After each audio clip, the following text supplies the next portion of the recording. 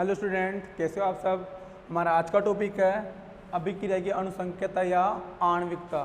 ठीक है, हमने पिछली क्लास में डिस्कस किया था दर नियम या वेग नियम। ठीक है, और किसी रासायनिक अभिक्रिया के लिए दर व्यंजक ज्ञात करना सीख लिया था। हमारा जो आज का टॉपिक है वो है अभिक्रिया की अणुसंख्यता या आणविकता। ठीक है, नाम से स्पष्ट है, अणुसंख्यता अणुओं की संख्या, अभिक्रिया में भाग लेने वाले अभिकारक अणुओं की संख्या क्या कहलाती है, अणुसंख्यता। तो परिभाषा लिखेंगे, किसी रासायनिक अभिक्रिया में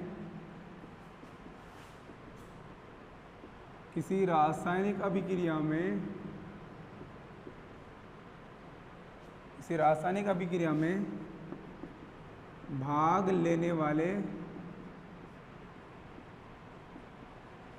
लेने वाले अभिकारक अणुओं की संख्या क्या कहलाती है, अभिक्रिया की अणुसंख्यता या आणविकता।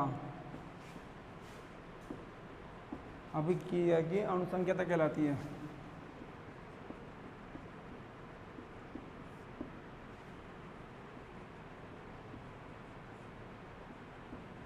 ठीक है स्टूडेंट्स, किसी रासायनिक अभिक्रिया में भाग लेने वाले अभिकारक अणुओं की संख्या क्या कहलाती है, अभिक्रिया की अणुसंख्यता। एक और परिभाषा लिख रहा हूं बच्चों में आपके लिए, अथवा प्राथमिक रासायनिक अभिक्रियाओं में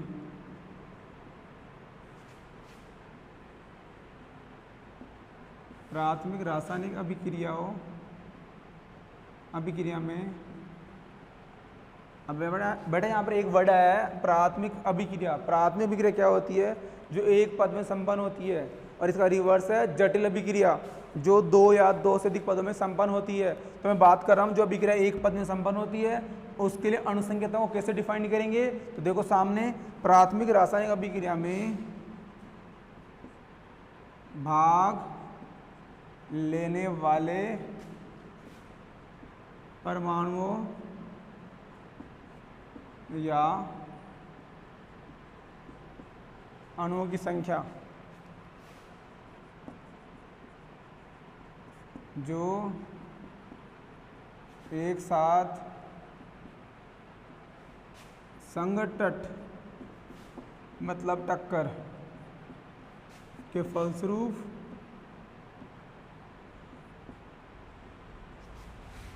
रासायनिक अभिक्रिया करते हैं।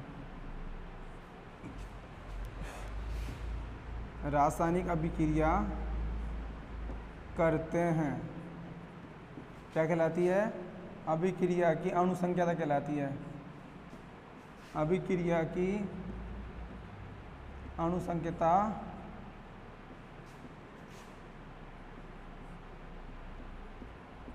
कहलाती है। ठीक है स्टूडेंट्स, मैं एक बार रिपीट कर रहा हूँ, किसी रासायनिक अभिक्रिया में भाग लेने वाले अभिकारक अणुओं की संख्या को क्या बोला जाता है, अभिक्रिया की अणुसंख्यता।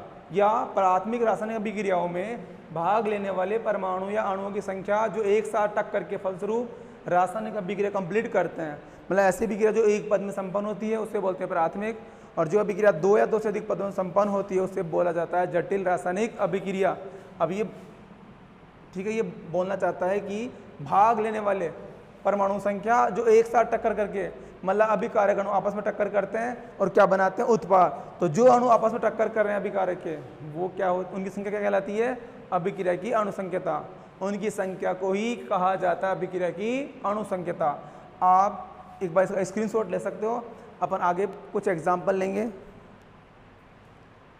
और वहां पर अपन अभिक्रिया की अणुसंख्यता को कैलकुलेट करेंगे।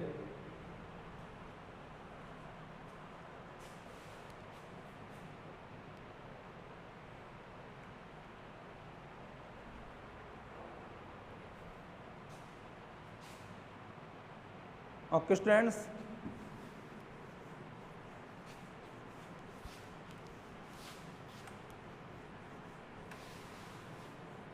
देखो सामने एग्जाम्पल लेने से पहले मैं आपको कुछ इंपॉर्टेंट बता देता हूँ। इम्पोर्टेंट है, आप भी सोच सकते हो, बताओ किसी रासायनिक अभिक्रिया के लिए अणुसंख्यता का मान शून्य हो सकता है क्या? पॉसिबल है क्या? पॉसिबल नहीं है, क्योंकि ऐसी कोई रासायनिक अभिक्रिया जब तक कंप्लीट नहीं हो सकती जब तक अभिकारक भाग नहीं लेंगे और अभिकारक टक्कर नहीं करेंगे। ठीक है, तो विदाउट अभिकारक की प्रेजेंस में अभिक्रिया संपन्न नहीं हो सकती है। मतलब किसी भी रासायनिक अभिक्रिया में अभिकारक तो होना अनिवार्य है और उनकी संख्या क्या होती है, अणुसंख्यता। तो अपन बोल सकते हैं किसी रासायनिक अभिक्रिया की अणुसंख्यता का मान शून्य नहीं हो सकता है, क्योंकि अभिक्रिया में अभिकारक तो होना ही आवश्यक है, तभी क्या हो पाएगी अभिक्रिया और क्या बनेगा, उत्पाद। तो बोल सकते हैं किसी रासायनिक अभिक्रिया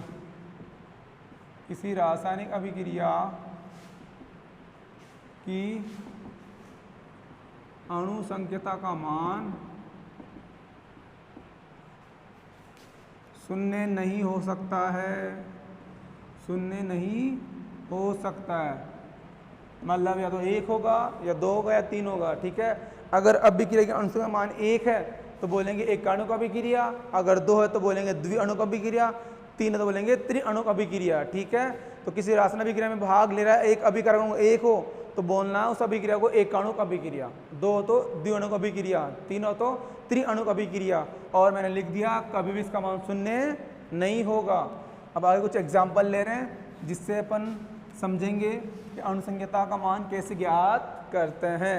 एग्जाम्पल, और यहाँ लिख रहा हूँ मैं एग्जाम्पल लिखता, पहला example ammonium nitrite. Ammonium nitrite का अपघटन करेंगे तो बनेगा N2 + 2H2O। ये रासायनिक अभिक्रिया है और इसके लिए अपन ज्ञात करेंगे अणुसंख्यता।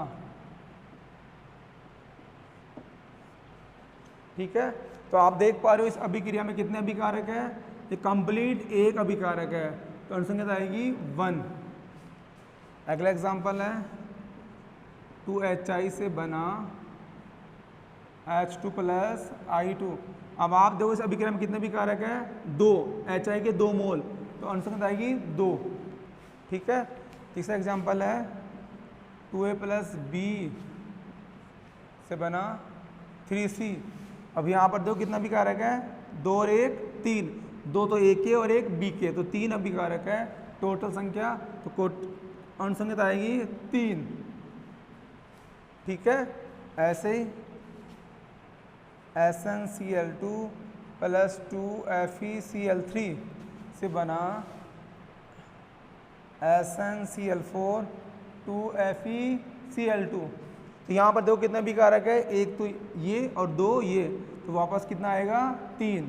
ठीक है, तो इस प्रकार आप किसी भी रासायनिक अभिक्रिया के लिए अणुसंख्यता ज्ञात कर सकते हो। बस आपको देखना है उस अभिक्रिया में कितने अभिकारक अणु भाग ले रहे हैं। अब यहाँ पर अणुसंख्यता 1 है तो मैंने बोला एक अणु होता है उसको बोलते हैं एकाणुक अभिक्रिया। ठीक है, जिस रासायनिक अभिक्रिया में अभिकारक अणु की संख्या 1 होती है उसे बोलते हैं एकाणुक, 2 होती है उसको बोलते हैं द्विअणुक, और 3 वाली को बोलते हैं बच्चों त्रिअणुक अभिक्रिया। ठीक है, अब इसको अपन इस बात को अपन लिखेंगे आगे कि किसी रासायनिक अभिक्रिया में अभिकरण अणु 1 हो तो उसे बोलते हैं एकाणुक अभिक्रिया, 2 तो बोलते हैं द्विअणुक अभिक्रिया, और 3 तो बोलते हैं त्रिअणुक अभिक्रिया। एक बार इसका स्क्रीनशॉट ले सकते हो। अपन आगे लिखेंगे एकाणुक अभिक्रिया, द्विअणुक और त्रिअणुक अभिक्रिया क्या होती है। ठीक है,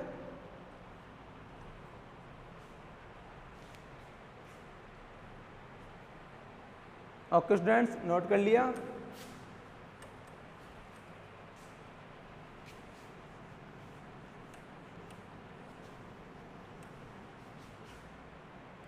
देखो सामने किसी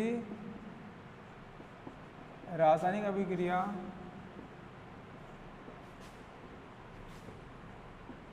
में अभिकारक अणु की संख्या 1 हो तो उसे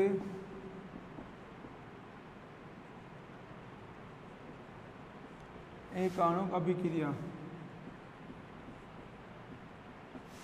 कहा जाता है। ऐसे ही 2 तो यदि अभिकारक अणु की संख्या 1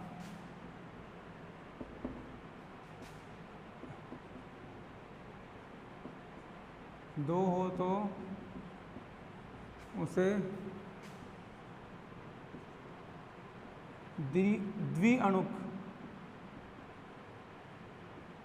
अभिक्रिया कहा जाता है। ठीक है, तो आप किसी भी रासायनिक अभिक्रिया के लिए अनुसंख्या तक याद कर सकते हो। जितने अभिकारक अणु भाग ले रहे हैं वो उनकी संख्या क्या होती है, अभिक्रिया की अनुसंख्यता। अगर नाम लिखना हो तो अगर अभिकारक एक है तो आएगा एकाणुक अभिक्रिया, दो है तो आएगी द्विअणुक अभिक्रिया। ठीक है, आप इसे एक बार नोट कर लीजिए। अपन आगे बढ़ेंगे, अभिक्रिया की कोटि, ऑर्डर ऑफ रिएक्शन। ठीक है, अपना अगला टॉपिक है अभिक्रिया की कोटि क्या होती है, कैसे याद करते हैं, अपन उसको ध्यान से समझेंगे।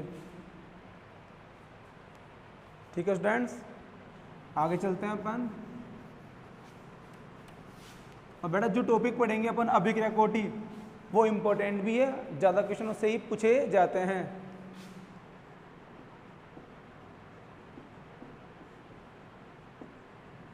अभिक्रिया की कोटि, ऑर्डर ऑफ रिएक्शन।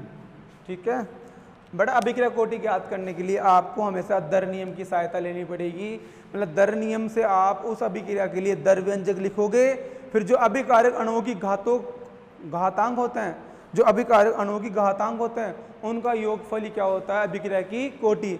मतलब उनके घातांकों को जोड़कर जो मान आएगा, जोड़ने पर वो होगा अभिक्रिया की कोटि। ठीक है, तो परिभाषा बोल सकते हैं, दर नियम में प्रयुक्त किसी रासायनिक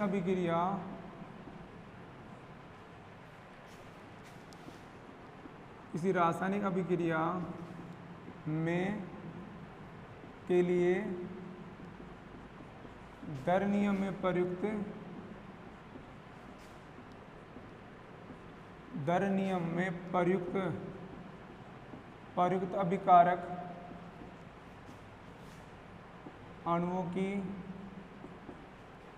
अभिकारक अणुओं की सांद्रताओं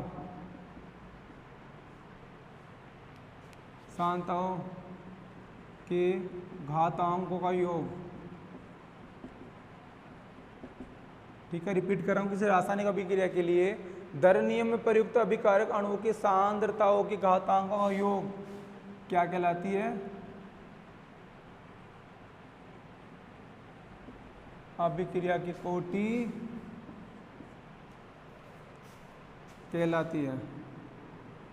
अभिक्रिया कोटि कहलाती है। ठीक है, एक और परिभाषा लिख रहा हूं मैं अथवा लगाकर। ठीक है, किसी रासायनिक अभिक्रिया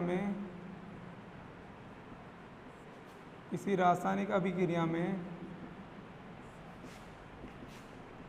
भाग लेने वाले उन अभिकारक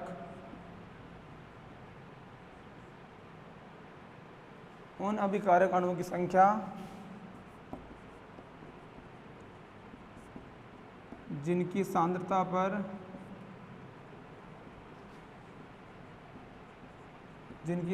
पर अभिक्रिया वेग निर्भर करता है। ठीक है, मतलब उन अभिकारक अणुओं की संख्या जिनकी सांद्रता पर अभिक्रिया वेग निर्भर करता है। मतलब किसी रासायनिक अभिक्रिया में बहुत सारे अणु भाग ले रहे हैं, ठीक है, वो तो होते हैं अनुसंख्यता, लेकिन उनमें से वह अणु जो अभिक्रिया वेग को प्रभावित कर सकते हैं, मतलब जिनकी सांद्रता में परिवर्तन से अभिक्रिया वेग बदल सकता है, उनकी संख्या क्या बोलते हैं, अभिक्रिया की कोटि। अभिक्रिया की कोटि कहलाती है। ठीक है स्टूडेंट्स, परिभाषा कंप्लीट हो गई है। मैं रिपीट कर रहा हूँ, किसी रासायनिक अभिक्रिया के लिए दर नियम में प्रयुक्त अभिकारक अणुओं की सांद्रता घातों का योग।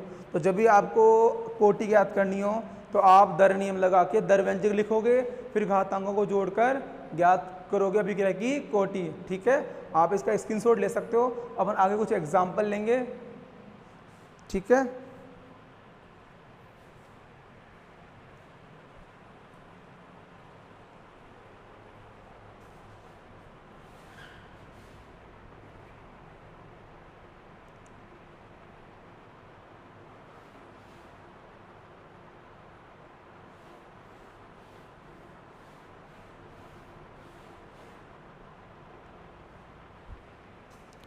ओके स्टूडेंट्स, लिख लिया आपने?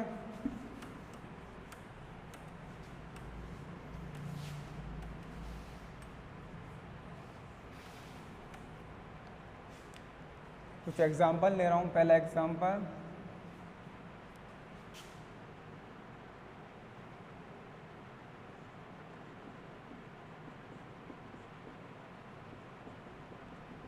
ठीक है।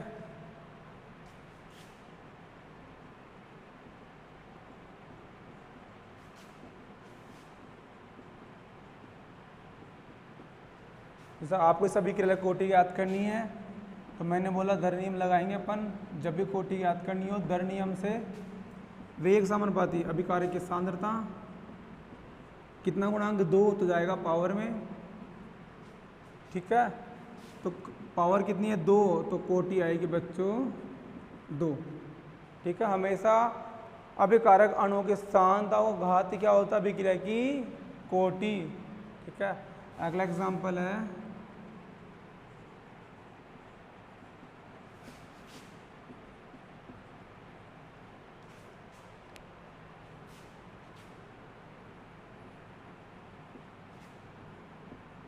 दर नियम से वेग समानुपाती अभिकार की सांद्रता। यहाँ भी कर दो प्रकार के हैं, NO और O2। NO गुणांक 2, O2 गुणांक 1, तो कोटि आएगी 2 + 1 = 3, ठीक है। तो बिल्कुल सिंपल है, आप किसी भी अभिक्रिया कोटि की याद कर सकते हो, बस आपको क्या लगाना पड़ेगा दर नियम, ठीक है। आप इसे एक बार नोट कर लीजिए, आगे पढ़ेंगे अपन।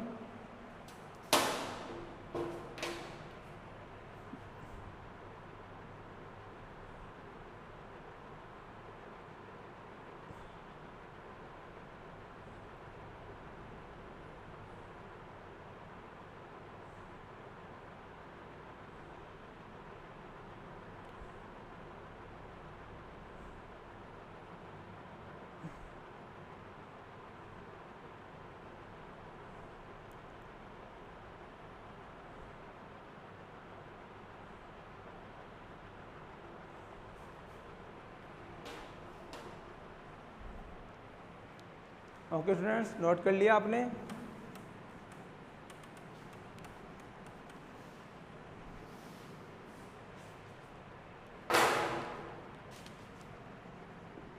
इम्पोर्टेंट है, यदि कोई रासायनिक अभिक्रिया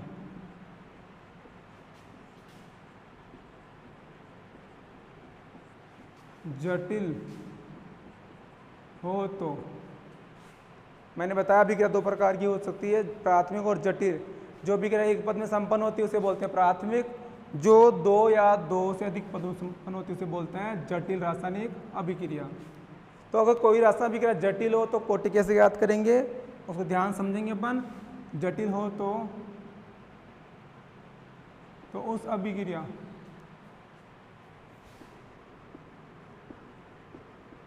अभिक्रिया का धीमा पद, स्लो स्टेप, वेग निर्धारित पद होता है।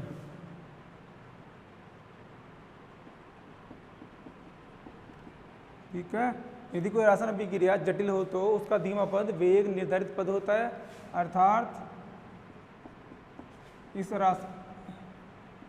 उस रासायनिक अभिक्रिया का वेग एवं अभिक्रिया की कोटि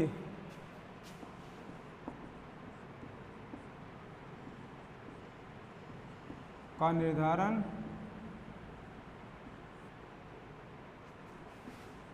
धीमे पद की सहायता से करते हैं। मतलब कोई रासायनिक अभिक्रिया एक से अधिक पदों में संपन्न होती है तो उसका जो धीमा पद है उसकी सहायता से ज्ञात करते हैं कोटि और अभिक्रिया का वेग। उस अभिक्रिया में स्लो पद भी होगा, फास्ट पद भी होगा, ठीक है। तो आपको धीमा पद देखना है जटिल अभिक्रियाओं के लिए, उस धीमे पद की सहायता से कोटि का निर्धारण किया जाता है। मैं आगे एग्जाम्पल लूँगा, ठीक है।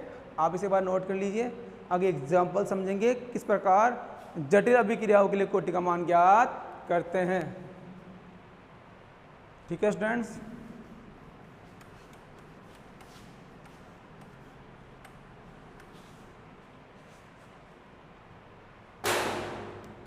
एग्जाम्पल है N2O5 का तापीय वियोजन, N2O5 का तापीय वियोजन। यह अभिक्रिया निम्नलिखित पदों में संपन्न होती है।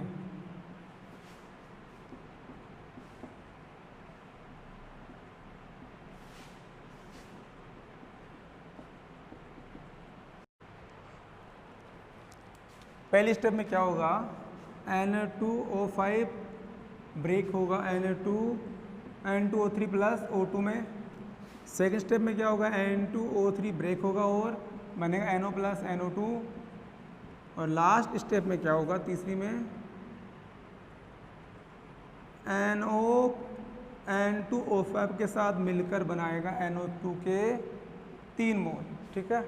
और लिखा हुआ है ये स्लो स्टेप है, ये फास्ट और ये फास्ट। तो आपको ऐसे भी क्रियाओं के लिए कोटि ज्ञात करनी हो तो आपको हमेशा धीमे पद की सहायता से कोटि ज्ञात करनी है। धीमे पद को आधार मानकर अभिक्रिया वेग या दरव्यंजक या कोटि ज्ञात करनी होती है, क्योंकि धीमा पद ही कहलाता है वेग निर्धारित पद। ठीक है। तो अपन आगे कोटि ज्ञात करेंगे, एक बार आप उसे नोट कर लीजिए और कोटि ज्ञात करेंगे अपन पहली स्टेप के अकॉर्डिंग। और आप देख रहे हो पहली स्टेप में कितना अभिकारक है, 1 मोल। तो पावर में 1 आएगा तो कोटि आएगी प्रथम कोटि। ठीक है। ठीक है स्टूडेंट्स।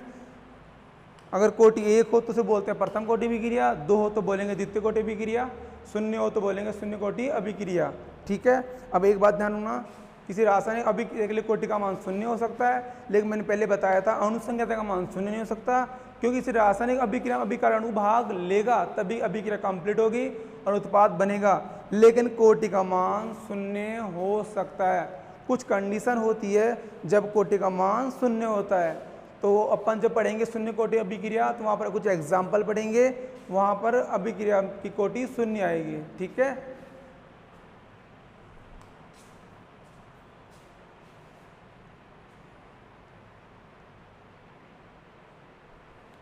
ज्ञात करते हैं अभिक्रिया कोटि। तो देखो दर नियम लगाएंगे अपन। दर नियम से धीमा पद देखेंगे तो धीमा पद ये वाला है, तो R समानुपाती N2O5 की सांद्रता की पावर n 1 मोल है। तो बच्चों कोटि आएगी 1, इसे बोलेंगे प्रथम कोटि। ठीक है। आप इसे नोट कर लीजिए। अपन आगे लास्ट टॉपिक पढ़ेंगे आज का। इन दोनों में अंतर पढ़ेंगे, अभिक्रिया कोटि और अणुसंख्या के मध्य अंतर लिखेंगे अपन। ठीक है। इनके मध्य क्या अंतर होते हैं वो पढ़ेंगे आगे।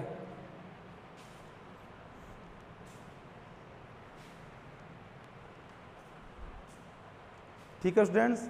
देखो सामने मैं आपको अंतर बोल के बता रहा हूँ, आप खुद नोट करोगे, इसलिए आप ध्यान सुनोगे अंतर क्या है और आप खुद राइट डाउन करोगे। तो देखो सामने अभिक्रिया की अणुसंख्यता एवं अभिक्रिया कोटि के मध्य अंतर।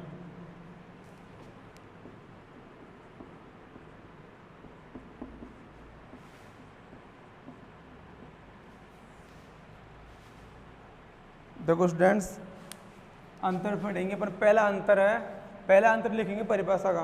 तो किसी रासायनिक अभिक्रिया में भाग लेने वाले समस्त अभिकारक अणुओं की संख्या कहलाती है अणुसंख्यता। किसी रासायनिक अभिक्रिया में भाग लेने वाले समस्त अभिकारक अणुओं की संख्या कहलाती है अणुसंख्यता। और इसमें लिखेंगे दर नियम में प्रयुक्त अभिकारक अणुओं की सांद्रताओं के घातों का योग कहलाता है कोटि। या फिर आप ऐसे बोल देना किसी रासायनिक अभिक्रिया में भाग लेने वाले वह अभिकारक अणु जिनकी सांद्रता पर अभिक्रिया वेग निर्भर करता है। ठीक है, दूसरा अंतर है अणु संख्या का मान शून्य नहीं हो सकता। ठीक है, या इसके पहले अपन बोल देना ये एक सैद्धांतिक मान होता है, ये एक थ्योरेटिकल मान है जिसको आप देख के ज्ञात कर सकते हो, किसी रासायनिक अभिक्रिया को आप देख के भी ज्ञात कर सकते हो, लेकिन अभिक्रिया कोटि को आप किसी रासायनिक अभिक्रिया को देख के ज्ञात नहीं कर सकते, क्योंकि कुछ अपवाद भी होते हैं जहाँ कोटि शून्य आएगी। तो हमेशा जब भी कोटि ज्ञात करनी हो तो दर नियम लगाकर ही ज्ञात किया जाता है।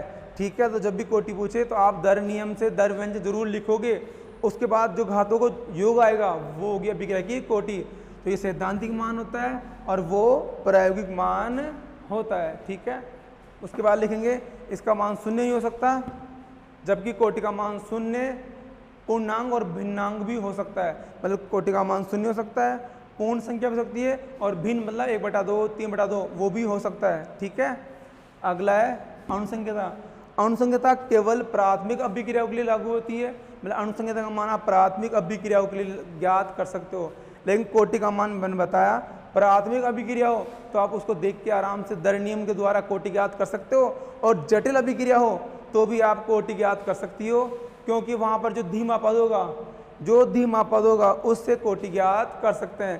तो अपन बोल सकते हैं प्राथमिक एवं जटिल दोनों अभिक्रियाओं के लिए कोटि ज्ञात कर सकते हैं, या बोल सकते हैं यह प्राथमिक और जटिल दोनों अभिक्रिया के लिए लागू होती है। ठीक है, तो मैं रिपीट कर रहा हूँ, किसी रासायनिक अभिकारक अणु अभिक्रिया में भाग लेने वाले समस्त अभिकारक अणु संख्या होती है, उन अभिकारक अणुओं की संख्या होती है जिन पर अभिक्रिया वेग निर्भर करता है। एक सैद्धांतिक मान होता है जबकि एक प्रायोगिक मान होता है। इसका मान शून्य नहीं हो सकता, इसका मान शून्य भिन्नांक और पूर्णांक हो सकता है। ये केवल प्राथमिक अभिक्रियाओं के लिए लागू होती है, ज्ञात कर सकते हैं, जबकि ये प्राथमिक और जटिल दोनों अभिक्रियाओं के लिए लागू होती है। अब जटिल अभिक्रिया की परिभाषा क्या होगी? ऐसी अभिक्रिया जो 2 या 2 से अधिक पदों में संपन्न होती है। ठीक है, प्राथमिक अभिक्रिया का रिवर्स है जटिल अभिक्रिया। प्राथमिक अभिक्रिया एक पद में संपन्न होती है, जबकि जटिल अभिक्रिया वह होती है जो 2 या 2 से अधिक पदों में संपन्न होती है। और स्टूडेंट्स, आपको अच्छे समझ में आ गया अंतर, आप खुद दोनों के मध्य अंतर लिखोगे। ठीक है।